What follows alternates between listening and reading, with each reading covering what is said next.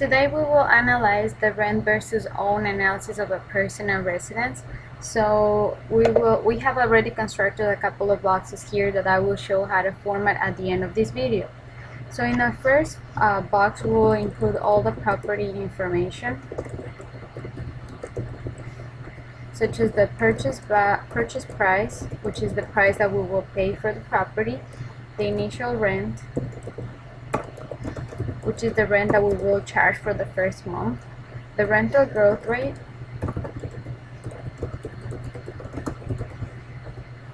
the property growth rate,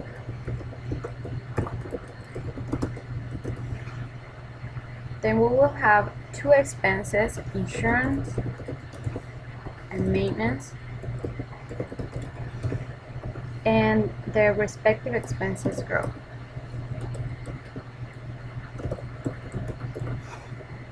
We will also have some the marginal tax rate, the property tax,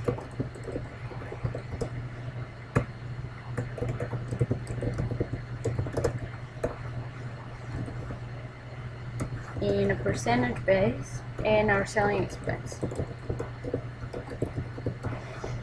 The selling expenses will be a percentage that we will have to pay in, for example, commissions and other expenses if we do decide to sell this property. So now for numbers, we have the purchase price will be $250,000. For our initial rent, we'll have $19,200. For our rent growth rate, we'll have 3%, as well as for property growth rate. For insurance, we will have $1,000.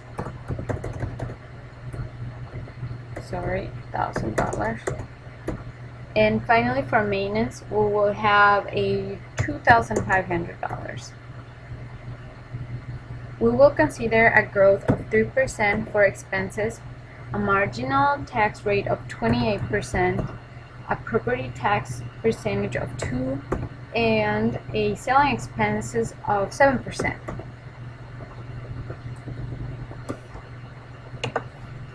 So if we want to put them in the center of the box, we'll just click this little icon right here. Now in this box next to the property information, we will input all the information referring to the loan. First thing, loan to value ratio, then the loan amount, interest rate,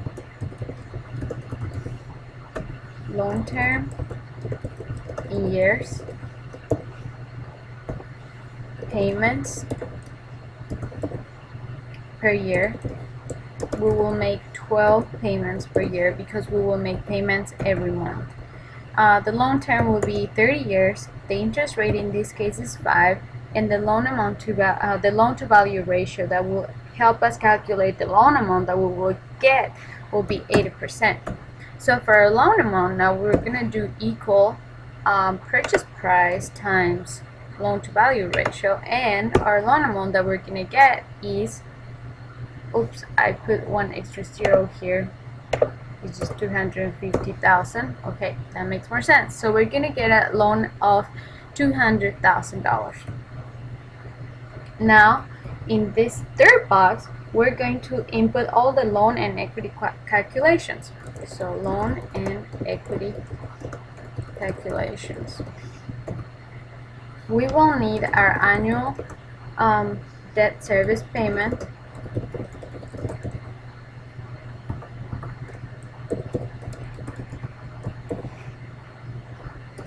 or annual loan constant, and finally our equity investment. Okay, for our annual debt service, we're going to calculate the payment that we'll make in 1 month. So since payments are usually negative, we're going to do equal negative signs, so our payment will be positive. Then we're going to input the formula PMT for payment. Our rate will be 5% divided by 12. our number of periods will be 30 times 12, and our present value will equal the loan amount. Okay, now in this case, for our annual debt service, we will have to multiply the payment that we just calculated times 12, because we're considering that we're going to do calculations per year. So only for year 1, 2, 3, 4, and 5, instead of actually doing it for every month. So for our annual loan constant, we will have that it equals the annual debt service divided by the loan amount. The annual loan constant actually can be used to compare the true cost of borrowing, and we will always choose the lower, since the lower shows a lower debt service requirement. For equity investment, we will have the purchase price minus the loan amount, which will be $50,000, which is the amount of money we'll have to put out of our own pocket to be able to put as a down payment for this property. Now we're going to go ahead and calculate our summary loan schedule.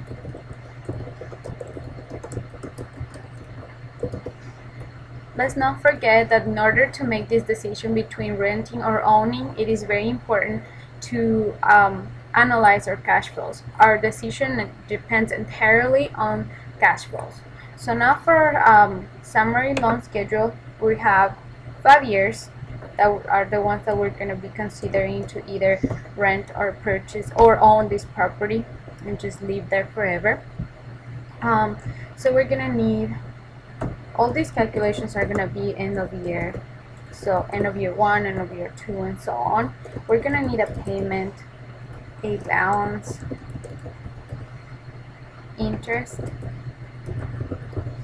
and finally principal.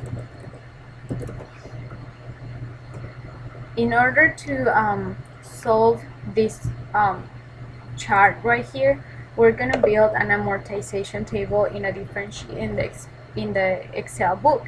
So for our interest, we're going to use equal IPMT.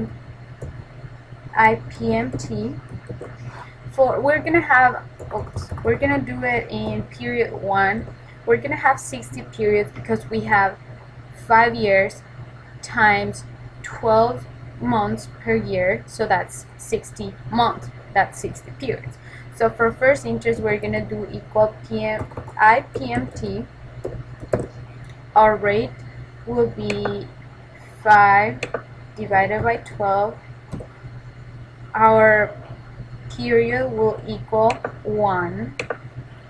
Then we will have number of periods, 30 times 12. And finally, for present value or loan amount. There you go. Before even moving further, we're going to have to secure all these numbers that we got from the first sheet. So for example, our rate, press F4 to secure it. For our number of periods, press F4 to secure it. And finally, our present value, which is the loan amount. So press F4 to secure it, and then just drag this all down until 60.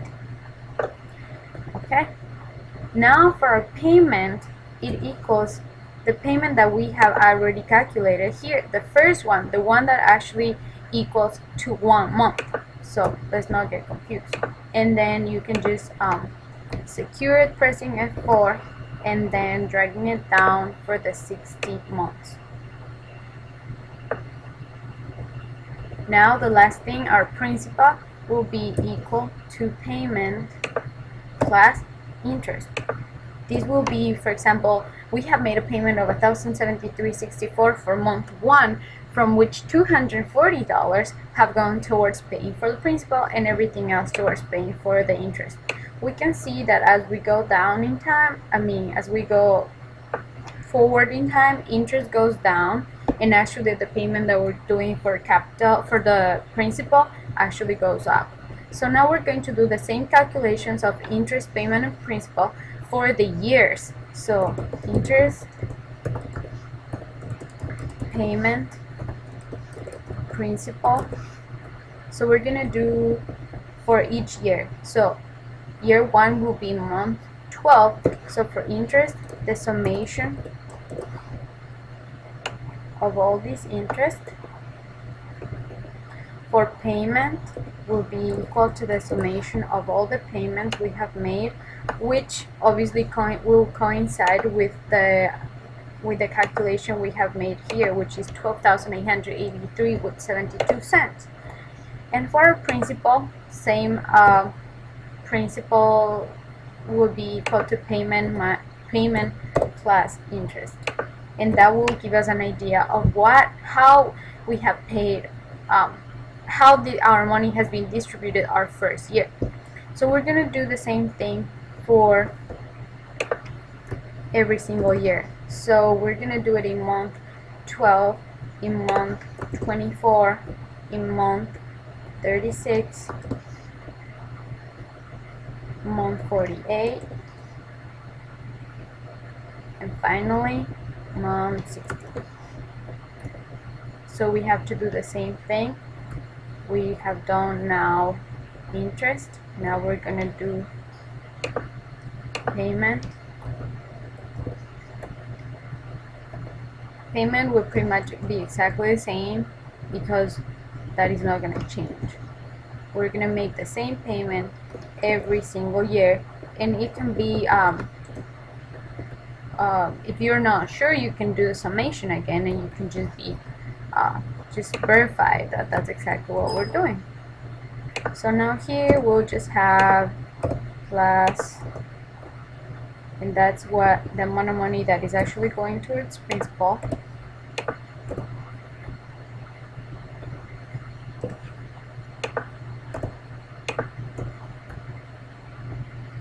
And finally, month 60.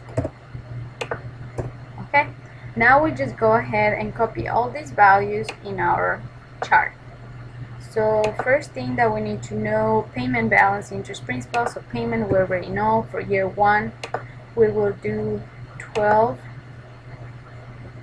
Payment is going to be exactly the same in every year because we have already verified that that's what's going to happen. Oops.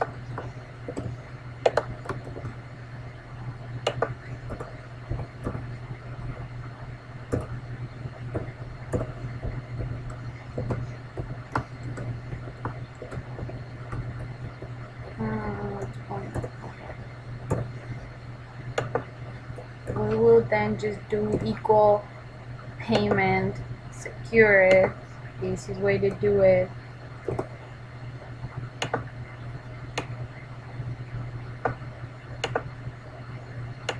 Okay, now for our interest, we will just copy all the interest we have already calculated. So interest for the first year equal interest for the second year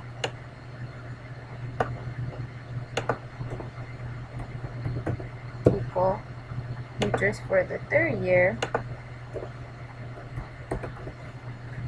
equal interest for fourth and fifth years. And now we're gonna do principals. Same thing, just copy them from our spreadsheet. For the first year, principal was this, and so on.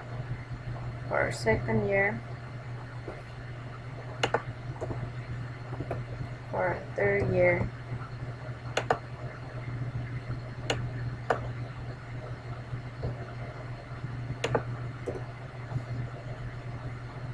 so we're going to continue to copy these numbers until we have done these 2, 4, and 5 years.